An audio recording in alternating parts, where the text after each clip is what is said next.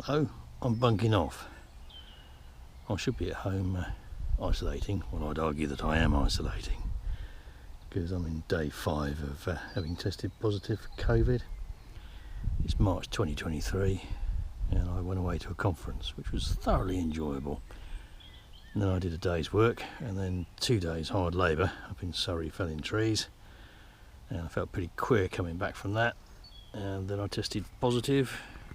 It was as a positive result on a constant flow test as you could possibly wish. And anyway, I'm down here, so I'm bunking off, getting some fresh air. Very unlikely to meet anybody about here, but I wanted just to show you some things in the area near where I live. I won't tell you exactly where that is, reasons that might become apparent later, but I wanted to talk to you about echoes. So here we have a grazed field, and it's fairly intensively grazed and it's relatively well managed, and it's pretty poor soil. We're on what was heathland here, and over there, we'll go down there in a minute, we'll have another look. This has been improved, it's been enclosed, and they keep cattle here and they supplementary feed the cattle, and it's been enclosed for a long time. On the edge over here you can see these big old oaks all the way along.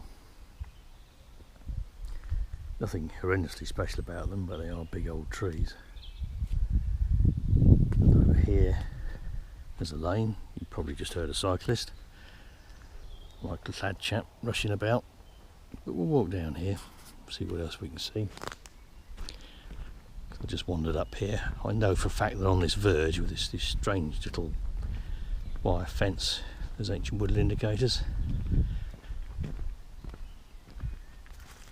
such as this, which is a broom rape. This is last year's flower spike, and if you catch it right, there's a lot on here. Another one here, but this year's haven't come back yet.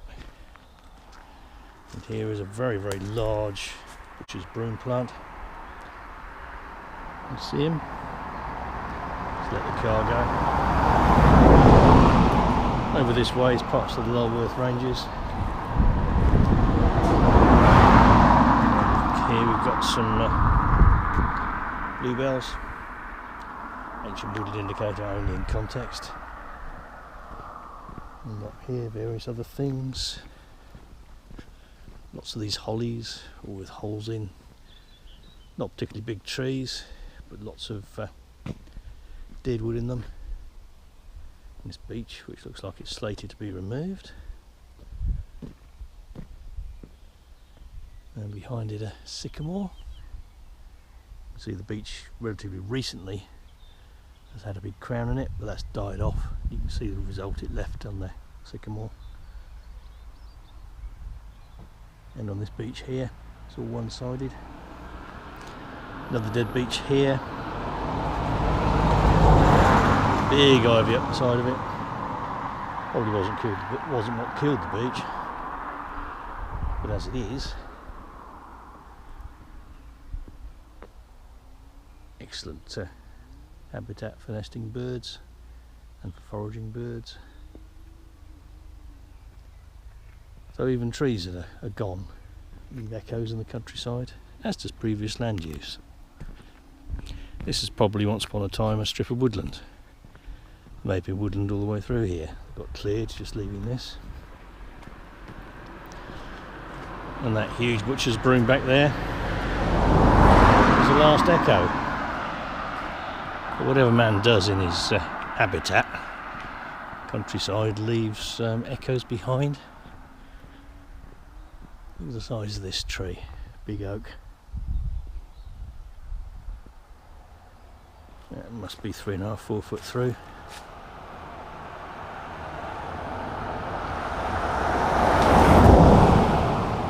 It's been around here a long time.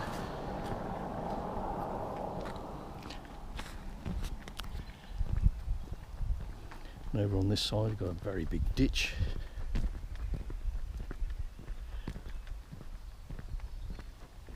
And groups of trees which look like they've been coppiced, or potentially. Let's have a look. They're all sycamore. Or they might be little groups of natural regeneration which has come in someone shed seeds. Now these have been coppiced. See, they're multi-trunked. That may all be one tree. Old wreckage over on the right, that's my van. It won't be there long, so it won't bother anybody. And up here, just walking up the lane. Big ditch on the left here. Big tree. But that's a sweet chestnut. And again, he must be nearly 3 foot through. See where the bark spirals? He's started to squat down, and he'll be ring shook more than likely. So if you wanted to fell him and mill him up, you probably wouldn't make good timber at all. On the right here, cherry laurel, non-native, and over here we've got rhododendron ponticum, the common rhododendron introduced from the Near East. Both of these plants are cyanogenic. The leachate from their leaves is poisonous, and if you try and eat the leaves, there's two compounds in there that when mixed together with an enzyme produces cyanide, which is toxic. That gives them a competitive advantage and stops things grazing them. And over here, got an old farm access. At one point this must have been quite big.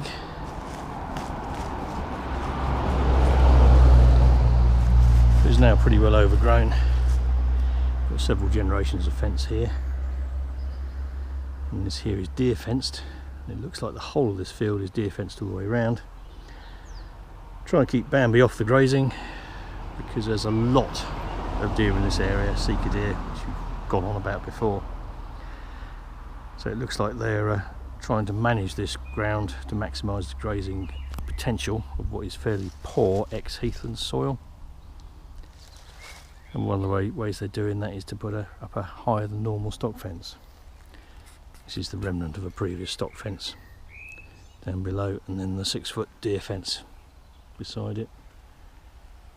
Big old bank here with all the mosses growing on it, and then beyond, we'll have a quick look at that in a minute. Got an area of what was heathland, which is still grazed. I've seen livestock on here. And just recently, the estate that owns it put this fence up, and this has been grazed by something.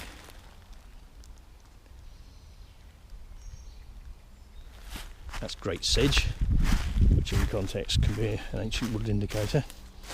That's probably not the right context because there will have been disturbance here. More stuff along here. On the right, all these humps and hollows, again covered by really old trees. This may well be borrow pits of some sort.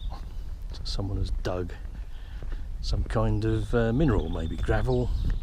There's ball clay in this area, which has been one for pottery on a small scale, then later on a larger scale.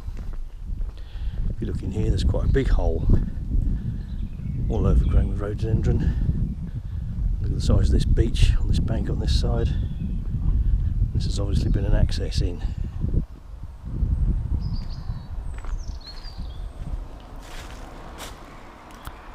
And over here,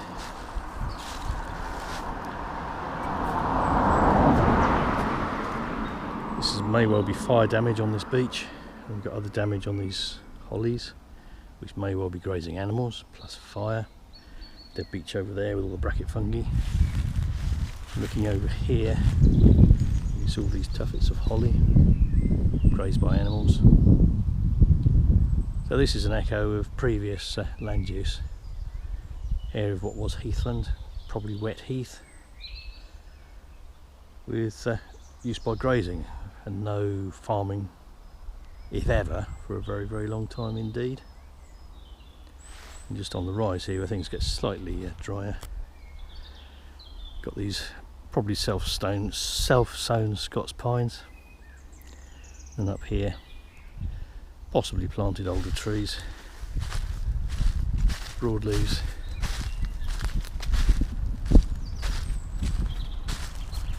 And it's probably an echo of someone's perhaps drunken vehicular mishap.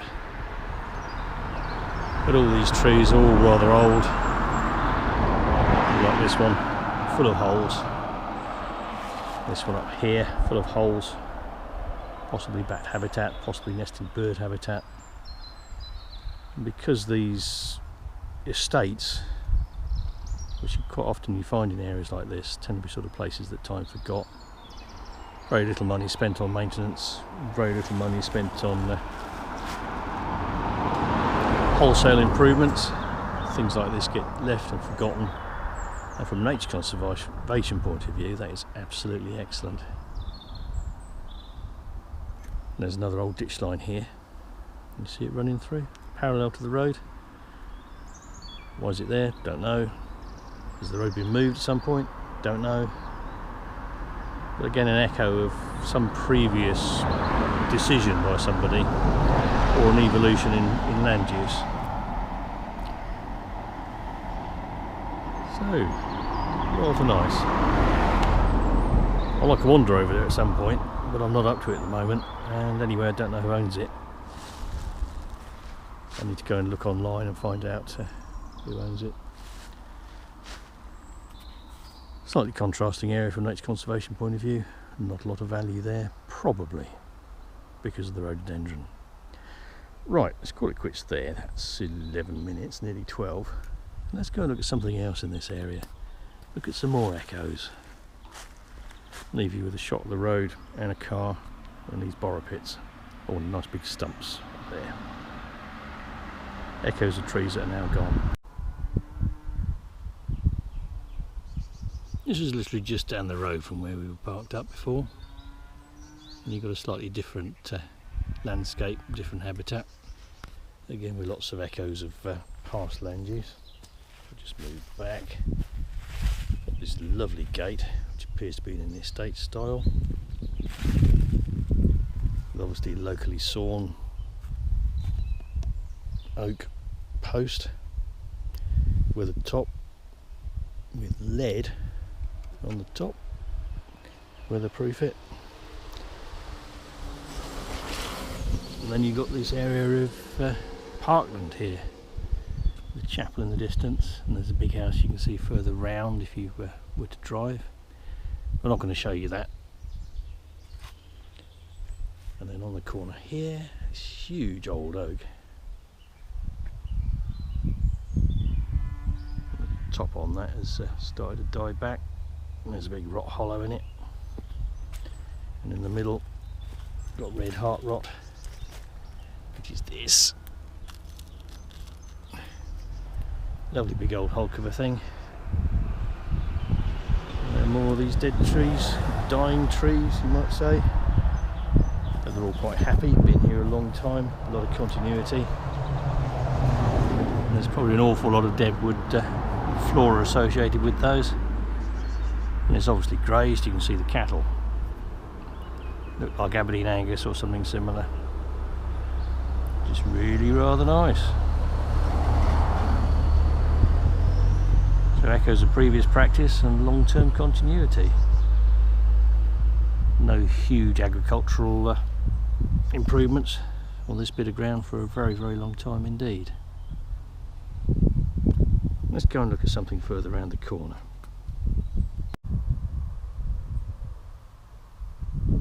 This is just round the corner again. Different landscape, you might argue. This is the floodplain of the River Froome. The wind noise isn't too bad. You can see another echo of previous land use up here on the left. And that's basically heathland again on these steeper slopes. So you can just see a road up there. That's the road into Wareham. Not far from Wareham here. You can see amongst the gorse, which is showing yellow. You've got a nature reserve, which is home to various species, including smooth snake. Really must get a dead cat for this microphone. And over here, some agriculturally improved land. You see it shining green like that. But in years gone by, that slope would have looked very much like that. Let's move on a little bit further. This is only a narrow lane, and someone might come along.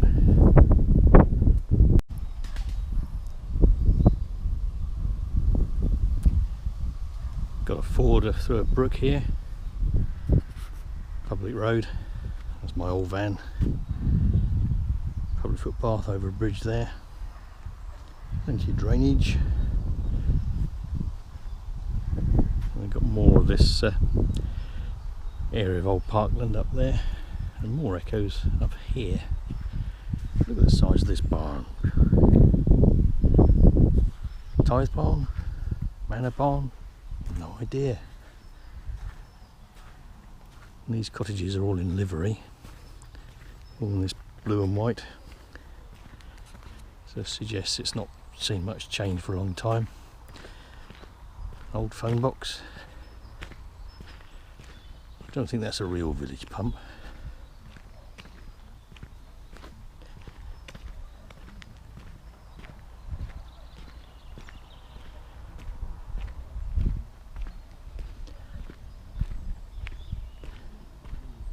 You can see some age on this barn. More structures on the left, again pretty old. Village green, all covered in wildflowers. Nothing amazingly rare and special. And some various things planted in, such as these daffs. There's a crocus up there. And look at this tree. Let's see if we can get a bit closer.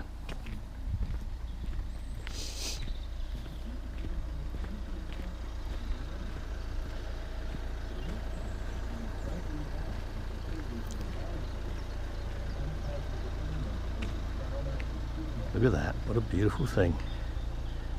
That must be 8 or 10 feet across. Pollard, cut off at this high. And obviously cut and recut again. And in more recent centuries, not just years, branches cut off as and when needed, when it died. If we go and look here, see the gable end on those garages, they look like kind of 1950s. It's much older, with a hip roof on it, all done in slate. And some estate fencing here, and again with that estate's house style, rather nice. Oak gate. But this thing is rather special, and there's several of them around this area here. So echoes of previous land use, long established ownership. That often goes with great nature conservation value. And this is just a picture.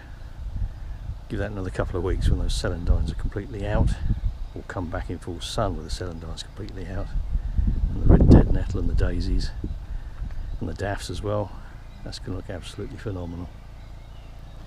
Let's finish by having a look in here.